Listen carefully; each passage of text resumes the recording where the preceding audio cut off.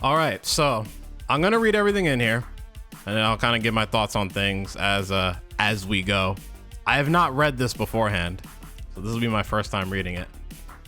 And for the YouTube folks, welcome, because this will likely show up on YouTube, depending, but likely it'll show up on YouTube. Anyway, so patch 1.16 notes, new expansion, Cosmic Creation.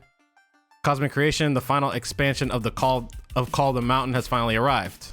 From the outskirts of Noxus to the laboratories of Zon and the furthest reaches of the Celestial Realm come 3 new champions, Riven, Victor, and Zoe. Cosmic Creation includes these 3 champions and 40 new collectible cards in total, including followers, spells, and landmarks across all regions. Cosmic Creation introduces the new keyword Augment. Followers with Augment get a permanent +1/+0 bonus anytime a created card is played after they've been summoned. Created cards are any cards created by another card, whether it's invoked, created in your deck, and then drawn, or directly created in hand. Some text has been updated on existing cards to clarify what's considered as a created card. 2 new challenges are available to introduce you to the new mechanics of Cosmic Creation: Augmentation and Progress, and Reforging the Blade. 3 new daily quests have also been added that revolve around Cosmic Creation's new keywords and champions. Over the past few weeks, we've been revealing cards from Cosmic Creation across our official social channels. Head over to our official Twitter, Instagram, and Facebook pages to take a look at what to expect in Cosmic Creation. All right, so this, if you've been following the spoilers, this is basically just a refresher on what Augment does, but it is nice to see them put here in this blog what counts as a created card, because some people might have had questions about that. I assumed that specifically when they said created in your deck and then drawn, I wasn't 100% sure that this would count as a created card. I was like 95% sure though. There's very little reason to see why it wouldn't count, but it's nice that they put this here. That yes, it includes cards that get created into your deck and then you draw them later. Invoke was obvious, and other ways that other cards that create cards and put them directly in your hand, that was obvious. It was just the, what about the ones that get put in your deck and you draw them later? Do those count? Yes, they do. So, but yeah, this is largely a refresher if you've been following the spoilers for the next expansion. But if you mainly just follow the blog and you don't pay attention to the spoilers, then here you go. And I'm sure there's people that do that. Because they don't want to be spoiled. Okay, so let's talk about Prismatic card styles in Essence next. Along with Cosmic Creation, patch 1.16 introduces Prismatic card styles, a new way to customize your favorite cards in your collection. Let's play this. Oh, the border changed, I believe. Yep. The border changed, and it looks like there's some additional effects on the art. Each of your cards can be upgraded to a Prismatic in a few different ways. The process upgrades all of that card's copies in your collection, present and future. No need to upgrade 3 copies of each to get a full set. Okay, so it's a one-time thing, and it'll just upgrade all of them all at once, and even the ones you get in the future. That's cool. Prismatic chests. There are various qualities of Prismatic chests. Opening one allows you to choose one of 3 cards to upgrade to Prismatic, along with some essence explained below. A Prismatic chest can be earned through new card styles quests separate from current daily quests, and they'll be included as ranked rewards at the end of a season. The higher your rank, the more / better Prismatic chests you'll receive. These rewards will be first implemented for the end of Cosmic Creation's ranked season. Okay, so these are the end of season rewards, are the Prismatic chests. I'm glad they're doing it with Prismatic chests and not with cards themselves. So that way you're not stuck with like a random card that you didn't care about upgrading to Prismatic. Like you get the chest and then you can choose between, you get more choice.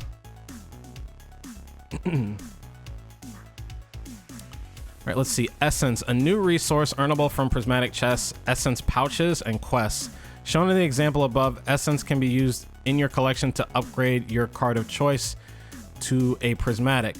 Essence prices vary based on card type from common to champion. Coins, like essence coins, can be used to directly upgrade a card of your choice to a prismatic. Coins already in the game, so that's been in the game since the beginning.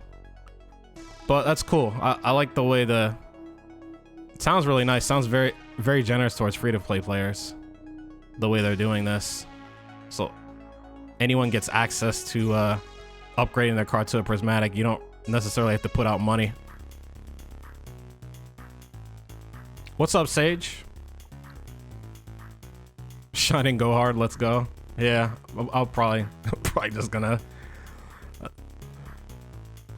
upgrade as many cards as I can. That's one thing I've never done in any card game, any digital card game. Like I've never just like blinged my whole collection out. Like put shine on my whole collection. I've never done that. It'd be nice if this would be the first game where I would do that. That would be cool. Okay, so they have the prismatic rank rewards. I like this graphic. This graphic's cool. I like how it's done, but it shows a description of what you get as far as the prismatic chests. So there's a common prismatic chest, a rare one, an epic one. No legendary, it looks like. So what do we have? Iron, bronze, silver, gold, platinum, diamond, and then masters. So masters, of course, is the highest. You get 3 epic prismatic chests. And the epic prismatic chest contains essence plus at least 1 prismatic epic. And it has the best chance of a prismatic champion. The rare ones have essence plus at least 1 prismatic rare with a small chance of a prismatic champion. The common ones have essence plus at least 1 prismatic common, and then you have the essence pouch, which iron and bronze get. So even if like you don't climb past these, like end of the season, you're gonna get something. Even though these just have essence in it, no actual prismatic cards. As excited as we are to roll out prismatic card styles, this is just our first step in card customization. Oh. We're still planning out a ton of ways to give players even more ways to personalize their collection over the next year. Also keep in mind, at the moment, once you upgrade a card to a prismatic, it's permanent. There's no going back. We'll be adding an option to toggle individual prismatics on or off in the future. That was actually my next question, but I didn't want to say anything yet until I read more. Because I looked at the video up top above and I was like, well, it doesn't seem like there's a way to, what about going back if you don't, in case you don't feel like having that prismatic card style anymore? And there wasn't an option, but it's good to know that they will be implementing that in the future. And by individual card. So that's dope. I like that. So this is just the initial implementation. They're gonna flesh it out in later patches. All right, let's look at region road updates. Oh, you know, I saw this card back briefly on the Legends of Runeterra Discord, and I thought it was a custom card back somebody made. I was like, oh, that looks cool. I looked at it for like 3 seconds. All right, let's read on the region road updates. So region roads for Noxus, Piltover, and Targon are being extended from 25 to 30 levels to help fill out your collection of Riven, Victor, and Zoe related cards being added in Cosmic Creation. A Zon card back is also being made available on the Piltover region road at level 29. Okay. PNZ getting another card back. Only this one's focused on Zon. I like this card back. So you didn't think we just leave you with a Piltover card back, right? That's funny. That's not all, though. Region roads for all regions are being extended to a maximum of 30 levels. At level 30, you'll get an icon for that region. Show off your support for your favorite region. Okay, so this is the icon for your for in-game itself, for your profile. It's your profile icon. So like this icon will appear above your username when you get into a match. I like these. I mean, they're the classic like icons for each region, but they're nice. I like them. The Demacia one I like. Oh, I'm not crazy about Noxus's, but I'm not crazy about the Noxus icon the way it looks in general. It's all right, but I probably like the Piltover Zon one the best.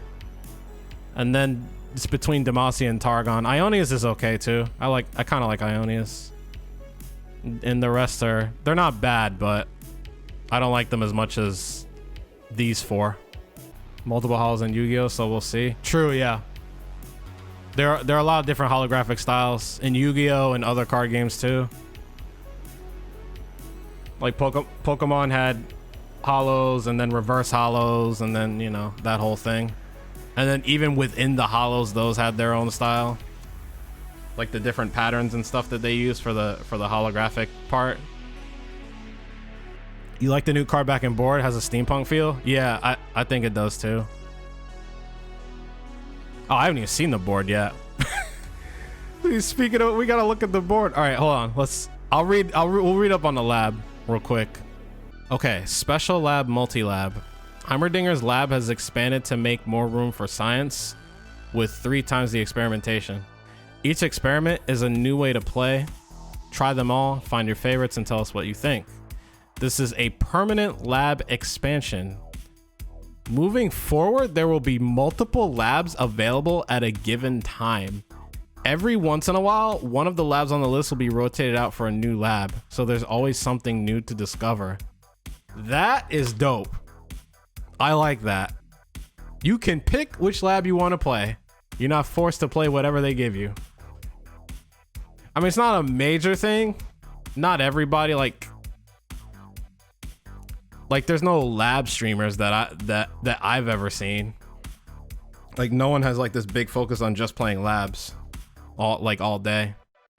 But this is very nice that you can choose which lab you want to play in,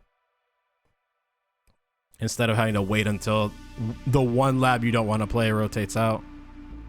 Patch 1.16 brings back 3 of your favorites from throughout 2020. Look for new labs joining the lineup soon.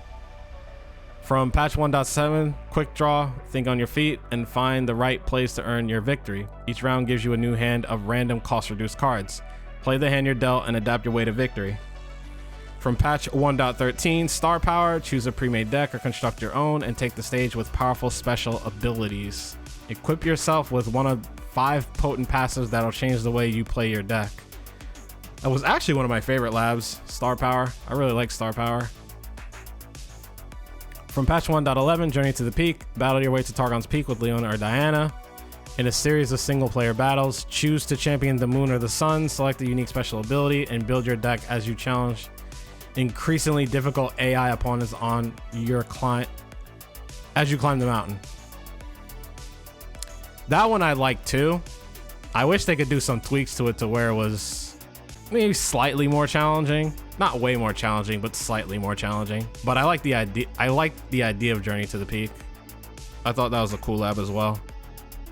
I think it's one of the better ones. I guess because it's different. It's like a gauntlet type of, like Slay the Spire almost type of thing. Or that other PvE deck building game. Monster Train, I believe it was called. I actually have that one. I've never played it. I need to try it. Anyway, all right, we got personalization. All right, so this is the new board and the new Guardian. Yeah, I like this. This feels very thematic for Zon. It's called the Undercity for legends who experiment with every possibility. Man, that sounds like me. I don't experiment with literally every possibility, but I definitely experiment. I like this board. It's pretty clean. Like, it looks a little dusty too. But I think that's how Zon kind of is in the lore, because it's under Piltover. So, because Zon apparently is where the poorer folk live. Like, Piltover is like high society, and Zon isn't. It's where the common folk live, I think. I don't know. I know almost nothing about League of Legends lore. Zon's basically the sewer city. Gotcha. I like it though. I like this board. I might pick it up. All right, what's the Guardian? This is the Guardian chat. Neandroid Von Yip. Science isn't about why, it's about why not. Personality super villain, evolution glorious. Why am I surprised that this will be Von Yip?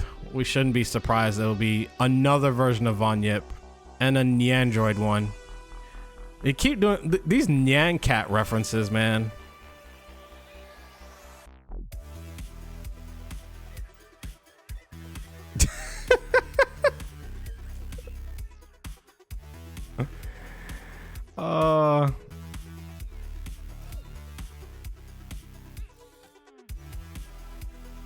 That's funny. I like the tail wagging. Oh, we got another card back. A new card back's available for person in the store. The Exile card back. Okay, so we have Riven. We're getting a Riven card back too. That's dope. Gotta buy it though. Can't earn it. Which is fine. For legends born in battle and raised by war. 4 new emotes. New emotes. We got Riven, Victor, Neandroid Von Yip, and Zoe. I like the Zoe one. The Zoe one's cute. Probably gonna rock the Victor one and maybe Zoe. Probably rocking those for some of my decks. Just depends. I mean, I'm planning to build a deck with Victor and Zoe together. And hopefully it works. But. And lastly, should be bundles. The Zon bundle is now available for 1,422 coins. Bundle includes the Undercity board, Neandroid Von Yip Guardian, and a bundle exclusive calculated creations icon. And of course, the bundle is going to be the best deal if you want all of them instead of buying them separately, because that is how it works. If I pick up the Zon, the Undercity board, then it'll just be as the bundle, because you save a little bit of money. Deck bundle, the Forged for Battle bundle is now available for 2,034 coins. Prorated for any excess card copies based on your existing collection. Bundle includes a collection of cards focused on combat buffs and combos to make the most of Riven and Tark's abilities. Yeah, like how they made it obvious that Riven and Tark work together. I mean, we'll talk about that later today, but that is definitely a champion combination that people are going to be experimenting with. But Tark is far from the only champ that works well with Riven. But again, we'll talk about that separately today during the stream. All right, lastly, expeditions, bug fixes. I probably won't have too much to say about these because again, I don't play Expedition, but for completionist sake, I will go over them. So for Cosmic Creation, we're adding 4 new archetypes to the Expeditions pool, featuring the new champions and strategies highlighted in this expansion. 4 new Cosmic Creation archetypes added to the Expeditions draft pool. Awesome augments. Victor and Zoe work together to create lots of cards and potentially, not always guaranteeing the archetype, summon a giant catastrophe. I like how they did do that archetype, because that is the idea people are going to be trying, myself included, in ranked.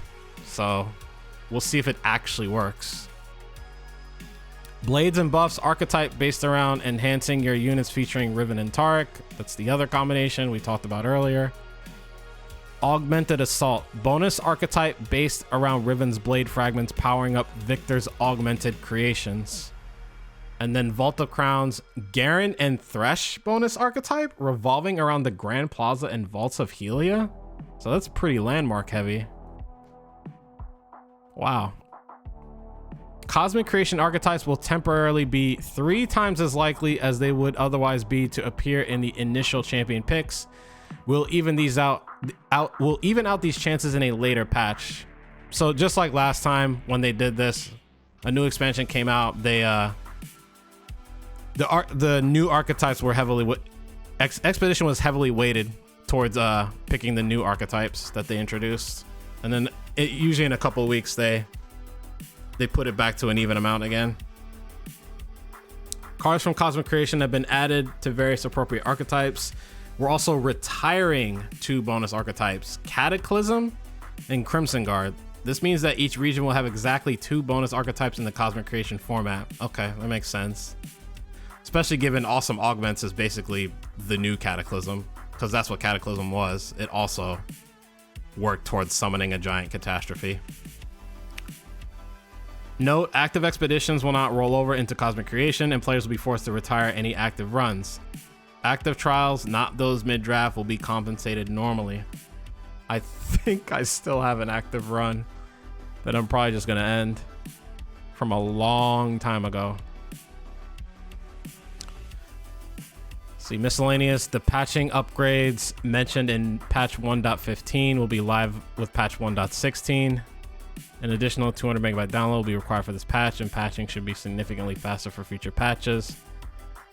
Few bug fixes. Eclipse Dragon cost reduction is no longer consumed by celestial spells. Vladimir's level 2 attack effect no longer fizzles if Vladimir is removed from combat. Wow, just stick it to Vlad. Make him even worse than he already was. I'm glad they fixed that, but the bug made him even worse than he already was. Several text updates to improve consistency. That probably points back to earlier with the created cards thing with Augment. So really happy the devs still care about expeditions. Oh yeah, definitely. I'm glad they're definitely putting time into it and kind of not just throwing expeditions aside. I'm still hoping there's going to be like a more competitive expeditions format where there's actually like a ranked system, because other card games have that. Eternal, for example. That's the card game I was playing before I switched over to this game. Their draft format is a rank format. You can climb ladder just like, you know, normal rank where you build your deck and climb ladder. So, you know, there's players that are like, they're like the top drafters in the entire scene because they're at the top ranks, and some are, they get to the top ranks in constructed and draft. They're like top 100 in both. So that happened. Those players are pretty insane. But yeah, I'm glad they're still putting time into expeditions for sure. They're definitely making an effort, a good effort too. But yeah, that's it. Those are all my thoughts on patch 1.16. No cards were nerfed or buffed in this patch. I'm kind of glad. I'm glad that the team is getting back to not doing buffs and nerfs every single patch that we do. I think that's not healthy for the game long term, for any card game long term. I know card games that do it, but there is such a thing as too much. And I personally think like getting some type of card change every single patch is a little too much. Like, it's nice seeing that, you know, they're willing to like be flexible and buff cards and nerf cards to keep the metagame healthy, but sometimes that can lead to stuff gets buffed and nerfed before we've tried to figure out how to beat it. In the case of cards being nerfed. Anyway, so some people were probably hoping Gohard would get nerfed. I was hoping it would not get nerfed. I want Gohard to stick around. for at least another month. And it might. We'll see how the new cards reshape the meta. It might not. I don't know, Gohard's definitely being targeted. Like, it's not putting up the win rates it was before. But, and yeah, I personally think Gohard is fine. I actually think Gohard's fine as an archetype. I actually kind of don't want it nerfed at all. but yeah, nah, I'm not sad. I'm not sad that there's no Gohard nerf. I think Gohard's actually fine. I didn't want it nerfed. All right, so if you're watching this on YouTube, we'll be doing I'll be talking about Riven and Reforged later today, because I am a little bit behind on that. I'll be talking about it later today live on stream. But if you're watching this on YouTube, I appreciate you watching the video, listening to my thoughts here from the Twitch live stream. If you like the video, you know what to do. Feel free to hit the like button. If you have been enjoying the content or enjoyed this video, subscribe to the channel, hit the notification bell so you don't miss future videos that come out from me. And yeah, that's it. Swing by the Twitch stream too. If you're mainly on YouTube, but you swing by Twitch sometimes to watch people play Legends of Runeterra live, swing by the Twitch stream. All the links will be in the video description once this goes up anyway. So for the YouTube folks, I'll catch you later.